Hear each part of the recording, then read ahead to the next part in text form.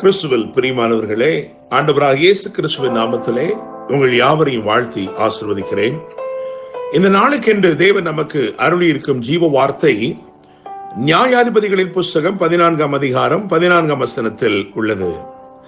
அப்பொழுது அவன் பட்சிக்கிறவனிடத்திலிருந்து பட்சணமும் பலவானிடத்திலிருந்து மதுரமும் வந்தது என்றான்.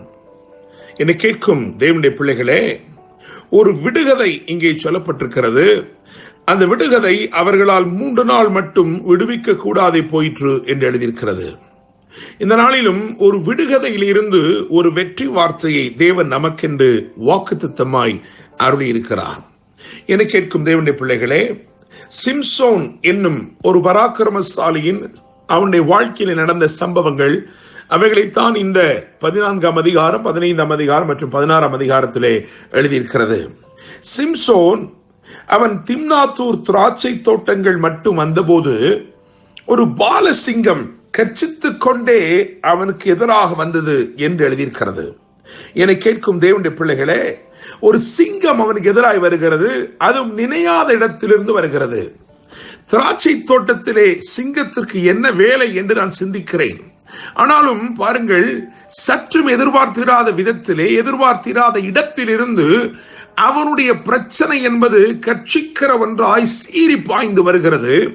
அப்பொழுது வேதம் ஒரு காரியத்தை குறிப்பிடுகிறது. தேவனுடைய பிள்ளைகளே, 6வது வசனத்தை பார்க்கும் பொழுது, நியாயாதிபதிகள் புஸ்தகம் 14ஆம் அதிகாரம் அதன் 6வது வசனத்தை பார்க்கும் பொழுது, அப்பொழுது அவனுடைய கரத்திலே ஒன்றும் இல்லாமல், அதாவது கர்த்தருடைய ஆவி அவன் மேல் பலமாய் இறங்கினதினால் அவன் தன் கையில் ஒன்றும் இல்லாதிருந்தும் அதை ஒரு ஆட்டுக்குட்டியை கிழித்து போடுகிறது போல் கிழித்து போட்டான் என்று எழுதியிருக்கிறது.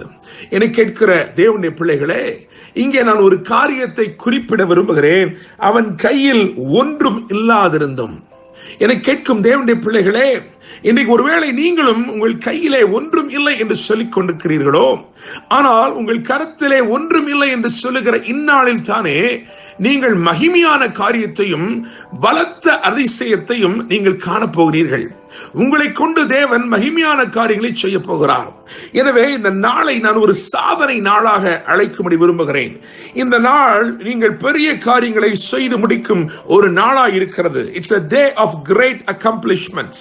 என்னை கேட்கும் தேவனுடைய பிள்ளைகளே, இது உங்களுடைய சுய பலத்தினால் அல்ல, தேவ ஆவியினாலே, தேவ ஆவியானவர் உங்கள் வாழ்க்கையில செய்யும் அற்புதங்களினாலே அமைகிற பெரிய சாதனையாய் இருக்கிறது. தேவனுடைய பிள்ளைகளே, அவன் கையில் ஒன்றுமில்லை என்று எழுதியிருக்கிறது.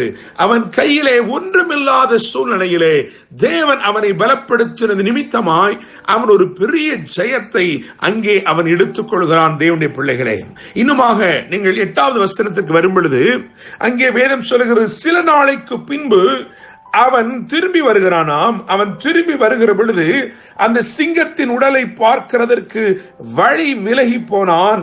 இதோ சிங்கத்தின் உடலுக்குள்ளே தேனீ கூட்டமும் தேனும் இருந்தது. என கேட்கும் தேவனுடைய பிள்ளைகளே, அவன் ஜெயம் பெற்று அவன் திரும்பி வருகிறான்.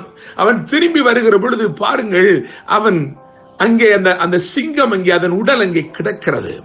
தான் மேற்கொண்ட, தான் ஜெயம் எடுத்த தேவன் அவனுக்கு வெற்றி கொடுத்த, அவன் கையிலே ஒன்றுமே இல்லாமல் இருந்த பொழுது அவன் ஜெயித்தானே, அந்த ஜெயம் அப்படியே அந்த ஜெயத்தின் அந்த ஒரு நினைவு போல அது அங்கே கிடக்கிறது. அந்த சிங்கம் அங்கே கிடக்கிறது, சிங்கத்தின் உடல் அங்கே கிடக்கிறது. வேதம் சொல்லுகிறது, அதற்குள்ளே தேனும் தேனீ கூட்டமும் இருந்ததாம். என்னை கேட்கும் தேவனுடைய பிள்ளைகளே, நினைத்து பார்க்க முடியாத விதமாய் அமைந்த ஒரு அதிசயத்தை பாருங்கள். வெற்றி பெற்று போனான், இப்பொழுது திரும்பி வருகிறான். அவன் நினைக்க முடியாத விதமாய் நன்மை அவனுக்காய் காத்திருக்கிறது. நாற்றம் எடுக்கக்கூடிய இடத்தில் இருந்து நினைத்திராத நன்மை புறப்பட்டு வந்தது. என்னை கேட்கும் தேவனுடைய பிள்ளைகளே, இதைத்தான் ஆண்டவர் உங்கள் வாழ்க்கையிலே வாக்கு பண்ணுகிறார். நீங்கள் நினைத்து பார்க்க முடியாத விதமாய் பிரச்சனைகள் வந்தது. அந்த பிரச்சனைகளிலே தேவன் ஜெயத்தை கொடுத்தார். அது முடிந்து போனதை நினைத்தீர்கள். ஆனால் தேவன் சொல்லுகிறார், இல்லையப்பா, அந்த பிரச்சனையிலே நீ ஜெயம் எடுத்தாயே, உனக்கு எது தீமை செய்ய வந்ததோ, எது தீமை செய்யும்படிக்கு பலன் கொண்டு எழுந்து உனக்கு விரோதமாய் நின்ற வந்ததோ அதிலிருந்து உனக்கு நான் நன்மையும் நான் கொண்டு வரப் போகிறேன். இதுதான் கர்த்தர் இன்றைக்கு அனுப்புகிற வார்த்தை. என கேட்கும் தேவனுடைய பிள்ளைகளே, இந்த சூழ்நிலை ஏன் வந்தது? நான் திராட்சை தோட்டங்களுக்குள் தானே நடந்து போனேன், ஏன் இப்படியாக என் மேல் வந்தது? இது எனக்கு விரோதமாய் சீரிப்பாய் இந்த முகாந்திரம் என்ன என்று கேட்டாயே, தேவன் உனக்கு வெற்றியை மாத்திரமல்ல, அந்த தீமை உனக்கு விரோதமாய் எழும்பி நின்ற தீமை, கர்ச்சித்து உனக்கு விரோதமாய் பாய்ந்ததே, அந்த தீமையிலிருந்தே தேவன் ஒரு நன்மையும் உனக்கு கொண்டு வந்து தரப்போகிறார். தேவனுடைய பிள்ளைகளே, நீங்கள் வேதத்திலே பல சம்பவங்களை நான் வாசிக்க முடியும். யாத்திராமத்தின் புஸ்தகம் 2ஆம் அதிகாரம் 6 முதல் 9 வரையுள்ள வசனங்களை வாசித்து பார்க்கும் பொழுது, எங்கே இருந்து கொடுமையான சட்டம் பிறந்ததோ அங்கே இருந்து கனிவான சகாயமும் கிடைத்தது. தேவனுடைய பிள்ளைகளே, 1 சாமுவேல் 19ஆம் அதிகாரம் 19, 20 ஆகிய வசனங்களையும் அதை தொடர்ந்து வசனங்களையும் வாசிக்கும் பொழுது, தீமை செய்யும்படிக்கு புறப்பட்டு வந்தவர்களே தீர்க்க தரிசனம் உரைக்க ஆரம்பித்தார்கள். இதெல்லாம் தேவனுடைய செயலாய் இருக்கிறது. தேவனுடைய பிள்ளைகளே, அப்போஸ்தலர் 16ஆம் அதிகாரம் 33ஆம் வசனத்தை பார்க்கும் பொழுது, அங்கே தேவனுடைய வல்லமை வெளிப்பட்டபடியினால் எவன் காயப்படுத்தினானோ அவனே இப்பொழுது அப்போஸ்தலருக்கு காயங்கட்டுகிறவனாய் இருக்கிறான். தேவனுடைய பிள்ளைகளே, உங்கள் சூழ்நிலைகளை மாற்ற தேவன் உண்மையுள்ளவராய் இருக்கிறார். நீங்கள் நினைத்து பார்க்க முடியாத விதமாய் வெற்றியை தருகிற தேவன், நீங்கள் சற்றும் நினைத்து பார்க்க முடியாத விதமாய் உங்களுக்கு நன்மையானதையும் தேவன் பிறப்பிக்கிறார். அந்த நன்மை எங்கிருந்து புறப்பட்டு வருகிறது என்பதை யோசித்து பார்க்கும் பொழுது அது ஆச்சரியமாயிருக்கிறது. இவை எல்லாவற்றிலும் தேவனுடைய கரத்தை நாம் பார்க்க முடிகிறது. இந்த நாளிலே நான் நம்புகிறேன், விசுவாசிக்கிறேன், உங்கள் வாழ்க்கையிலே நீங்கள் நினைத்து பார்க்க முடியாத இடத்திலிருந்து நன்மையை கொண்டு வந்து உங்களுக்கு அருளி உங்கள் வாழ்க்கையை விசேஷப்படுத்தி ஆசீர்வதிக்க போகிறார். என்று அன்புடன் pastor Daniel Moses. God bless you.